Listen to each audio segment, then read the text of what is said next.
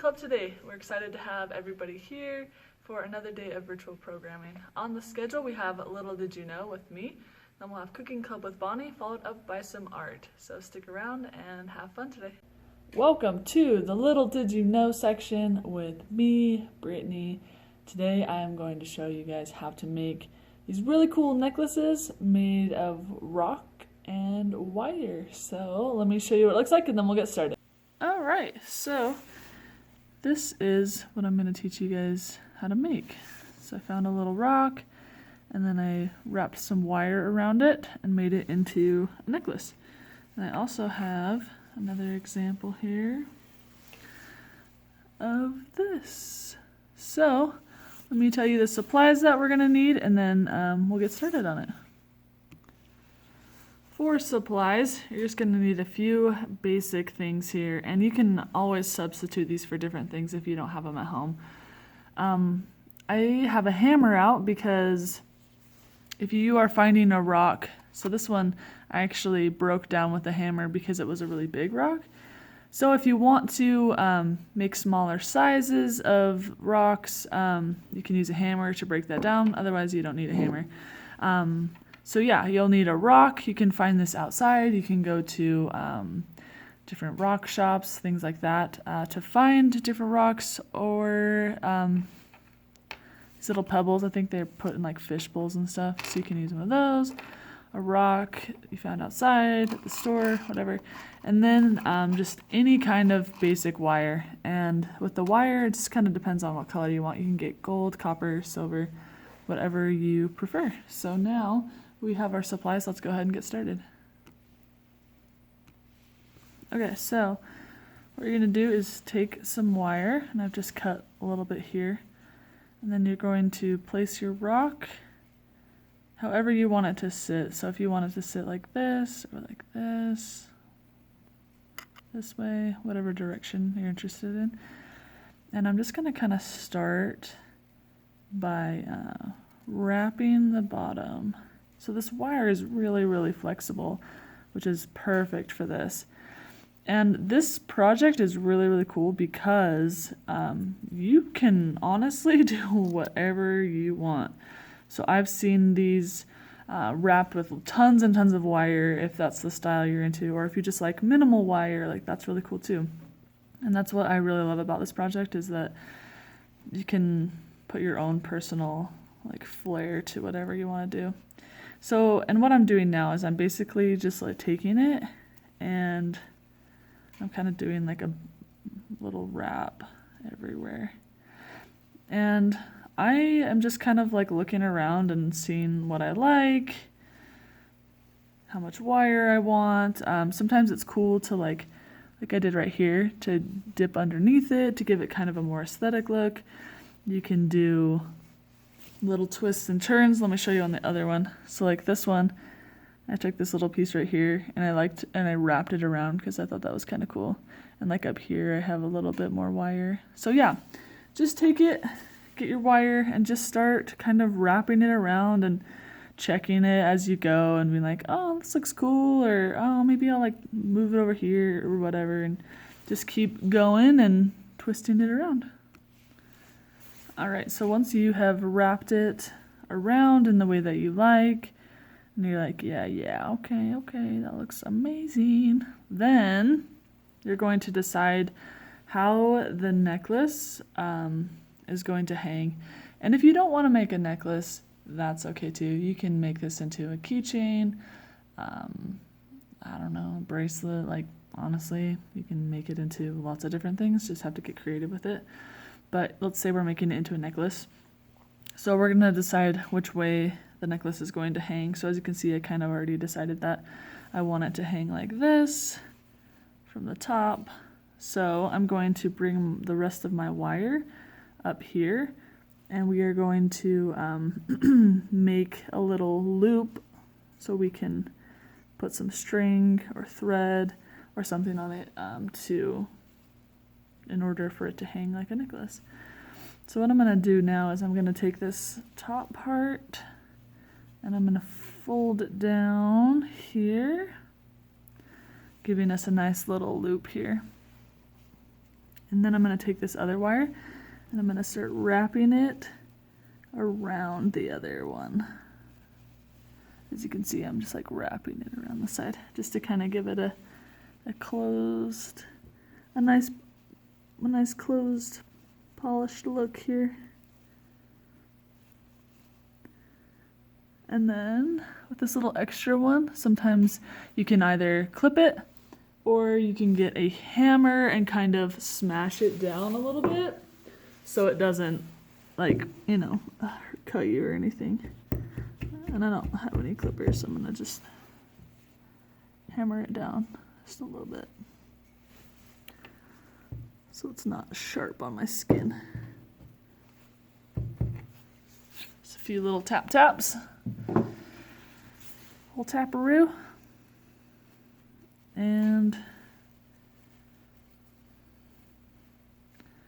there we go. My wire got a little bit bent, but I'm working with really flexible wire, so I can kind of like manipulate it however I want, but some of them are a little bit trickier.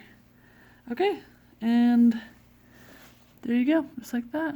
Now I got this cool necklace. Got these cool necklaces. And like I said, so if you don't want to make a necklace, you can make it into a keychain. That's what I did with this one. I was like, oh, maybe you don't want to make a necklace, so I made it into a cool little keychain. So yeah, I hope you guys had fun with this. And for any of these that I'm doing, if you don't have the supplies, you're like, I don't have a rock, even though rocks are everywhere. If you don't have a rock and you don't have any wire, it's all good. Message us or send us an email at royteen@bgcweberdavis.org, and I can put some rocks and some wires out front of Club, and you can come and pick them up. So if you want to do that, that's an option for you. Or you can DM us on our Instagram and let me know that you need supplies. I'll do that as well. Cool, so I hope you guys had fun, and let me know if you need supplies, and if you do make it, send us some pictures. I would love to see whatever you make. Moving right along, it is time to head to the kitchen for some cooking club, which looks delicious, by the way. And remember, if you do it, be sure to send us pictures to royteen@bgcweberdavis.org, and enjoy the delicious food that you're about to make. Hey teens, so today for cooking we are going to make Reese's peanut butter bites, and this one only calls for 4 ingredients, so it's super easy. So you will need 1/3 cup of flour. So 1/3 cup, this one still has flour in it, so I'm not going to tip it too far. You'll need 1 cup of peanut butter, or if you have like almond butter or whatever, you can use that instead. And then 1/4 cup of honey, or you can use maple syrup if you prefer. I used honey because that's what I have and wanted to use. All right, so you'll put your cup of peanut butter in, and your 1/4 cup of honey, and your 1/3 cup of flour into a bowl, and you mix it all together. So I added all of it to this bowl already. So this is kind of what it looks like. It all kind of come together and stay together pretty well. So once you mix that all together, it doesn't take very long, like 30 seconds. Then you will, give me some room. Actually, yeah, this one. And then what you'll do is, it's still pretty sticky, so your hands are gonna get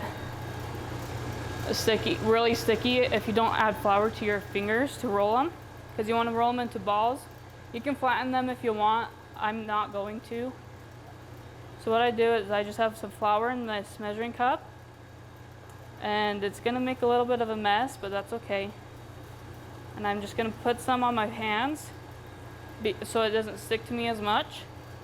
And then what you do is you just grab a piece and you roll it around until it makes somewhat of a circle. Mine are not perfect, so that's okay. And then you can just place them on a plate. You can put it on a cookie sheet. Really, it doesn't matter. So you roll them into balls. If you want really big ones, you can make them bigger. If you want to have a lot, you can make them smaller. Mine definitely aren't going to be the same size.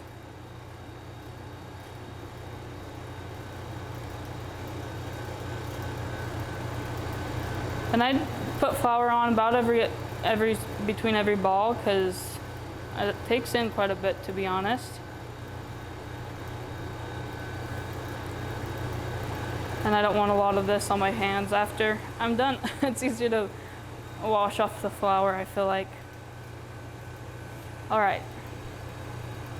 So you do these balls. Whew, that was a lot of flour. Until you're all the way done. You want to get those out of the freezer. And then once you have rolled them all out, you're going to put them in the freezer for 30 minutes so they can get kind of hardened. So I did some ahead of time, just a few that we've had in the freezer. You melt that too. It's all melted, so.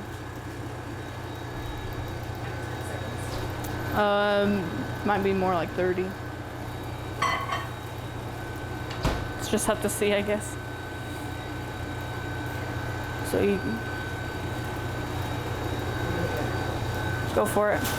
So these look the exact same. They're just hard, which will be perfect so we can dip them into the chocolate.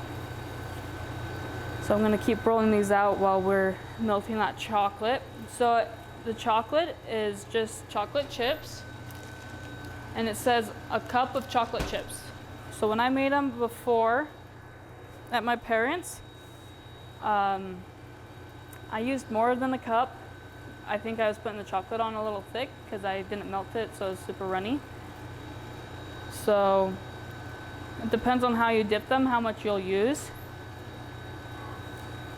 And so you might use more than a cup, just warning you.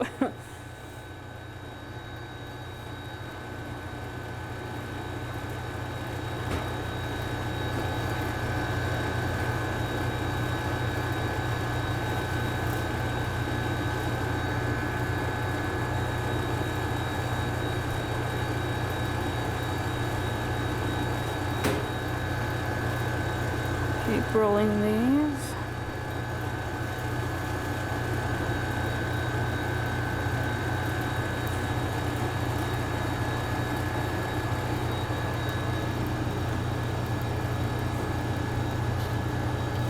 And when you put them on your plate or cookie sheet, they can still be pretty close together because they're going to stay the same size that they are now.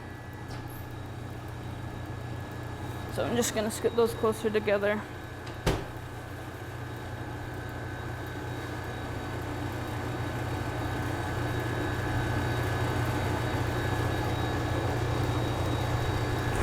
Some are huge and some are tiny, so maybe your accuracy is better than mine.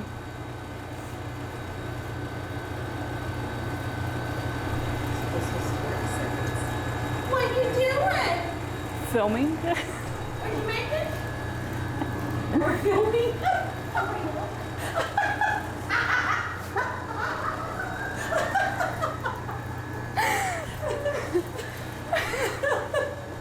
And that is a good example. There's Lana for you. Here you go.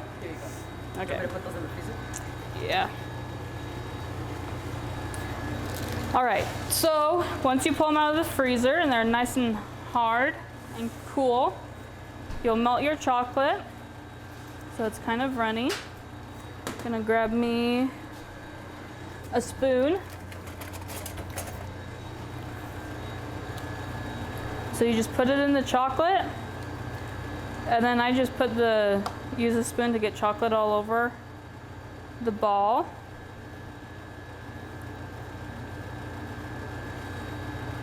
And then I'm gonna put it right back on this wax paper.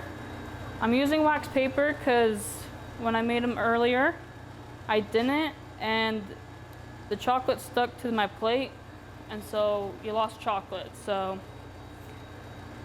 And I didn't want to lose more chocolate because chocolate makes it good, right? So we're gonna put it on wax paper so it'll come off easier.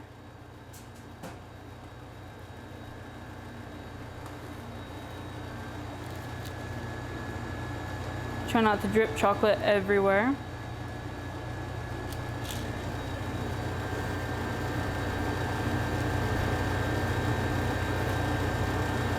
Move the knife out of the way. So I'm just using the spoon and moving the chocolate around. Cover it all. Mine definitely don't look perfect, so if yours doesn't, it's okay.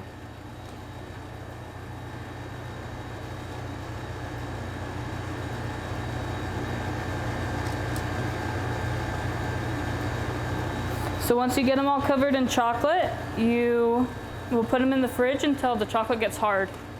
And then you can eat them and you can share them with your friends, your family, keep them for yourself.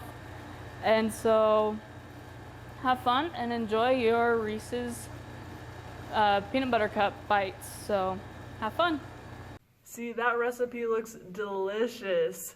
Make it. Bring me some if you don't eat it all. Now it is time for art. Welcome to Art Today. We are going to do something a little bit different. We are going to play a game with each other. And this game is called What Do You Meme? And I'm sure many of you have played this before. But art is a lot of different things, right? It's sculpture, it's pottery, it's painting, it's memes, like so many different things.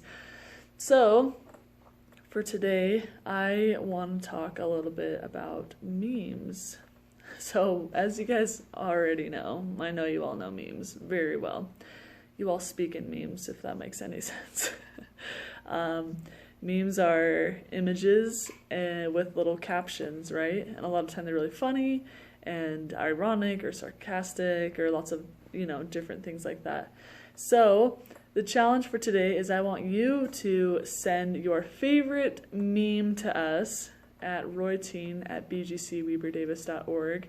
And then after you've sent your favorite meme, I want you to create your own meme.